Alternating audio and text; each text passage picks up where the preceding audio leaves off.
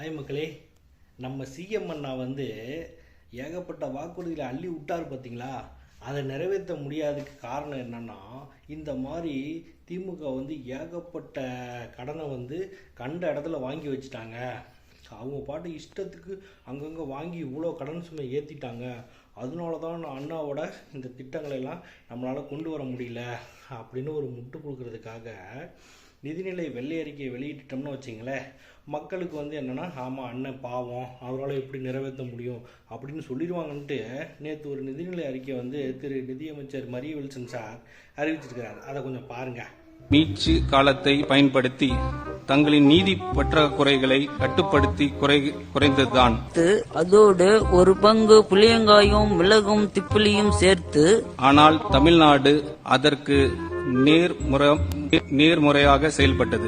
நல்ல கொதிநிலையில் ஒரு கை நிறைய மண்புழுக்களை அள்ளி முக்கியமான ஒவ்வொரு அடிப்படை சுட்டிக்காட்டிலும் கட்டமைப்பு ரீதியான பின்னடைவு.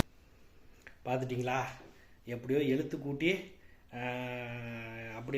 இப்படி இன்சூரன்ஸில் எப்படி 2 பேர் பேசுவாங்கல்ல, அந்த மாதிரி பேசி எப்படியோ நிதிநிலை அறிக்கை வந்து படித்து முடிச்சிட்டாப்புல. அதில் பாயிண்ட்டு என்ன அப்படின்னா, நம்ம சைடில் அண்ணன் ஒருத்தர் வந்து முக்கியமான ஆள் உட்காந்துருந்தார்ல, அவர் சிறப்பாக தெளிவாக போட்டு உடைச்சிட்டார். என்ன உடைச்சிட்டாருன்னா, கவர்மெண்ட் ஆஃப் இந்தியா பர்மிஷன் வாங்கி தான் every borrowing can be done. தெரிஞ்சுக்கிட்டியா? ஸோ கவர்மெண்ட் பர்மிஷன் இல்லாமல் எந்த பாரோயிங்கும் செய்யப்படவும் இல்லை, செய்யப்படவும் முடியாது.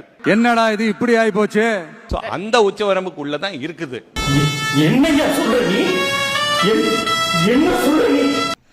மத்திய அரசோட வரம்பிற்கு உட்பட்ட நிதியை மட்டும்தான் வாங்க முடியும், அதை மட்டும்தான் கொடுப்பாங்க, அதை மட்டும்தான் வாங்க முடியும், அதைத்தான் வாங்கியிருக்காங்க. இது வரைக்கும் அரசு வந்து அந்த மாதிரி தான் வாங்கியிருக்குன்னு சொல்லி அண்ணாவுக்கு ஆப்படிச்சிட்டாரு. இப்போ என்ன பண்ணுறது? நிதிநிலை அறிக்கையை வெளியிட்டு அண்ணாவுக்கு முட்டு கொடுக்கலான்னு நினச்சி இப்போ அண்ணாவுக்கே ஆப்படிச்சு விட்டீங்களே திரு மரிய வில்சன் சார். என்ன நீங்கள் இப்படி நீங்கள் மாற்றி மாற்றி பேசிக்கிட்டீங்கன்னா அண்ணா எப்படி சிறப்பாக வந்து செயல்பட்டுக்கிட்டு போவார்? இப்படியே பண்ணிங்கன்னா அப்புறம் அண்ணாவோட திட்டத்தெல்லாம் நிறைவேற்றுற மாதிரி ஆகி போயிடும் இல்லையா? அப்புறம் அண்ணா வந்து கை காசை போட்டு அண்ணா செலவு பண்ணுவார். என்ன நீங்கள் ஒரு ஜோதிடருக்கே வந்து கை காசு கொடுக்காம கவர்மெண்ட் காசு அவர் தலையில் எழுதுறான்னு பார்த்தவர், இப்போ வந்து அவரை செலவு பண்ணி சொந்த காசை போட்டு மக்களுக்கு திட்டங்களை வந்து அண்ணா அறிவிச்சிருவாரா? வெள்ளை அறிக்கையாளி வெளியிட்டோம், திமுக வாழ்கன்னு சொல்லிக்கிட்டு இருக்கீங்க பார்த்தீங்களா? வாழ்க டிவிகே அவர்களே.